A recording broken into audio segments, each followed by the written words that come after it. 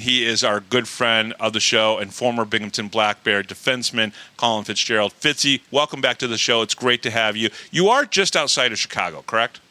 That's correct, yeah. I just like a suburb 15 minutes west of the city. But thanks for having me on, Bob. I appreciate it. Always excited to talk with you. My heart started going when I saw the text from you, so I'm happy to be back on the show. That's awesome.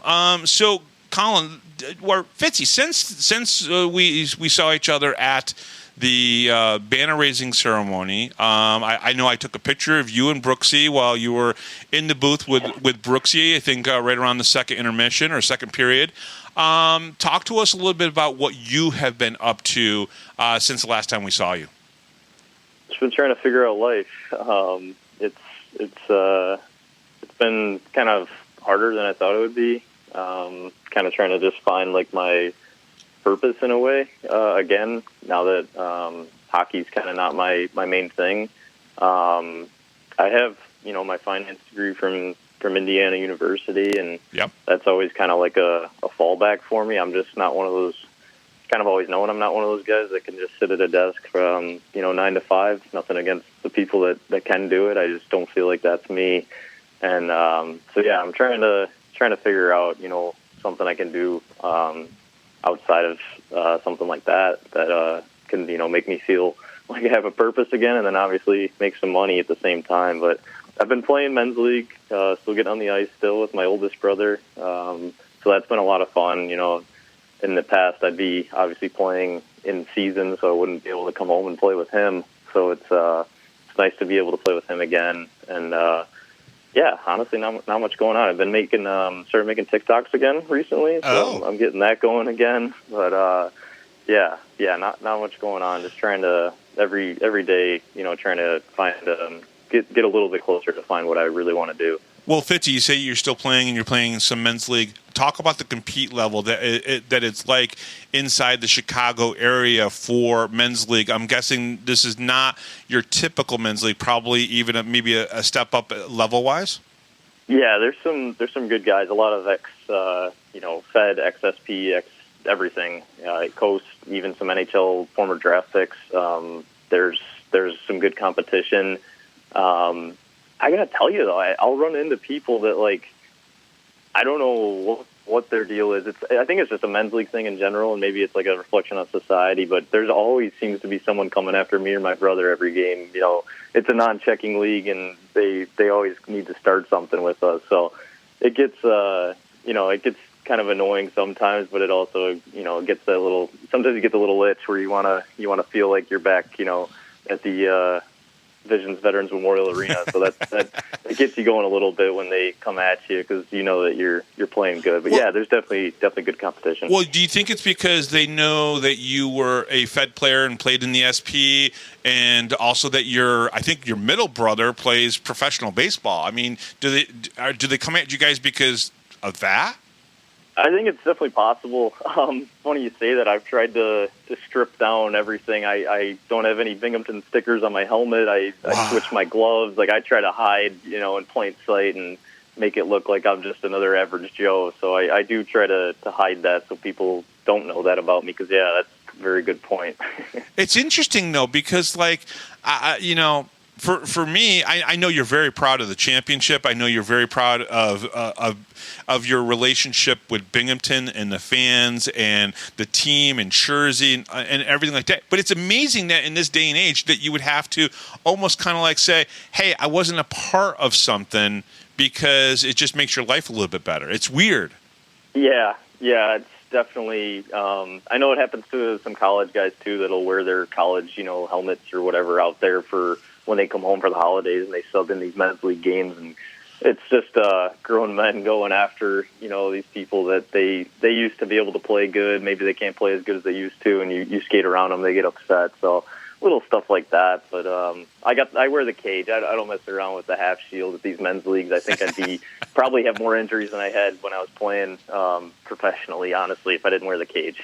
Now, Binghamton has had 13 shorthanded goals this year. It's one of the things that I was always impressed with, your abilities and your speed on the penalty kill. Have you had any shorthanded goals yourself this year in the men's league. Oh yeah, you have definitely. That's me and my brother. I think my brother's my oldest brother Brendan. He played ACHA hockey at University of Michigan, and he's actually probably a better hockey player than I am. He's definitely faster than me. So we'll get out there together and we'll play D together. And yeah, once we go on the penalty kill, it's the other team kind of like lightens up a little because they think they're just going to have it easy, and then we'll turn it on and make something happen. So yeah, definitely a couple shorties. Now, before they even got halfway, the Black Bears had like 11 shorthanded goals. They now have 13 shorthanded goals with 20 games left. That's the most, in franchise history in one season. Are you surprised to hear that? I mean, it's definitely, I think it's hard to score a shorthanded goal, so I think it's surprising in that aspect. But at the same time, not very surprising, just because the kind of team that Jersey wanted to build around speed, and that part doesn't surprise me.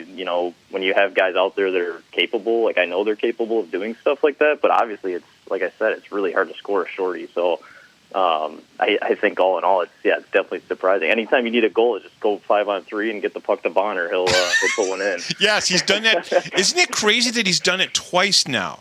5-on-3 shorthanded goal. He did it last year once, and then this year once. Yep. To me, that's just surprising. But talk about Dakota Bond's skill level as a outsider now who played with him at one point, and so you've seen what he does on the ice. To now an outsider, but you've kind of like paid attention to the last 3 or 4 months of them playing hockey. What is it about Dakota Bond that is so good? Because he is an ACHA guy, and those guys really well. Yeah, no, I love Bonner. I sat next to him in the locker room when I came back from Huntsville last year, and we bonded really quickly. He's kind of got a little bit of everything. Obviously, he's fast. He's got a hell of a shot. But I think his biggest aspect is just kind of the hockey IQ and being able to read plays and things happen. He's able to see stuff develop that, either guys on our team probably don't even see, but definitely the other team's not seeing right away. So, Bonner's, he got the top D-man of the league last year for a reason. He's a hell of a player. I got nothing but great things to say about him, and then on top of that, just an unreal teammate off the ice. So he's definitely the whole package. We used to joke around.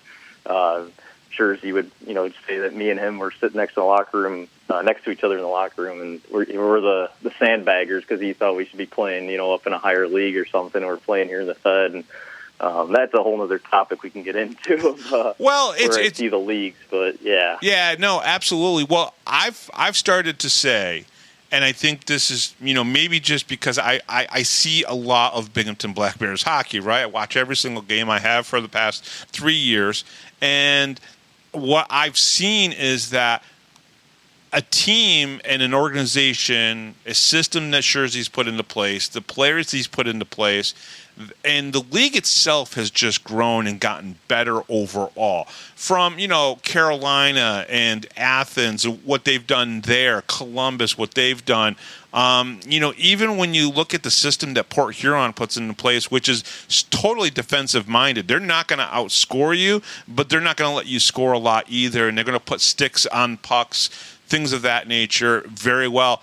It almost feels like to me that the SP and the Fed are getting closer and closer and closer when it comes to the skill level, and that only players at this point are starting to, some of the players are still thinking that, it's a step up to go to the SP, and maybe it is for a tiny little bit of cash, but the skill level is getting so close to each other.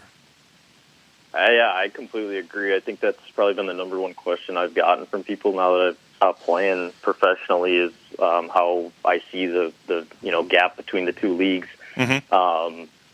Honestly, I don't think the skill level is different at all. Just the systems that are in place is, like you were talking about, is what changes. The SP is more of a defensive-minded, systematic game, whereas most of the teams in the Fed are a run-and-gun type of team.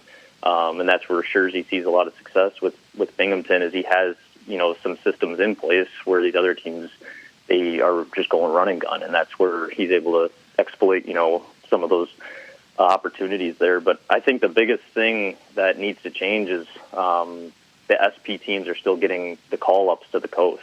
I know that there's been some call-ups this year here and there from Fed guys to the coast, obviously a few on Binghamton. But that's, I think, the biggest thing that's going to need to change at some point to be able to fully say, okay, the Fed is now, overtaken or better or whatever you want to say that over the SP.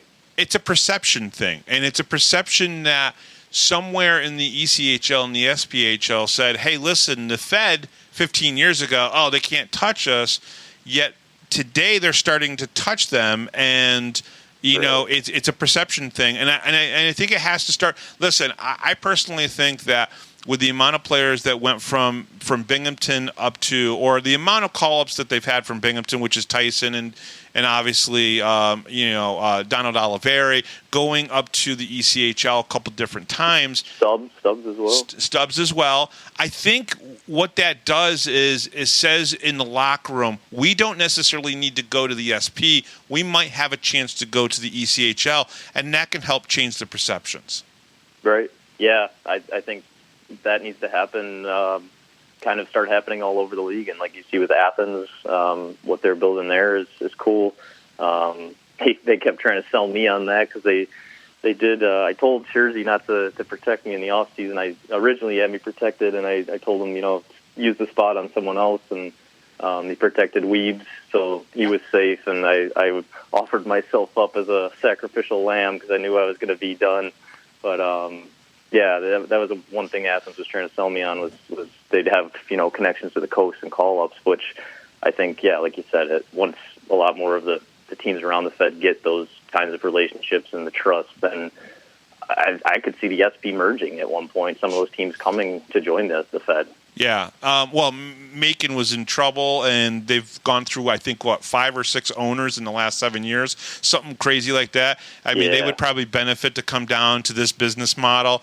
There are rumblings that the business model in the Fed might change a little bit to help get the P1 contracts. So that would be a good thing. Let me ask you, because you did bring it up, and I wanted to ask you, why did you stop playing? What was, for you, the main reason why you were okay walking away after winning the championship?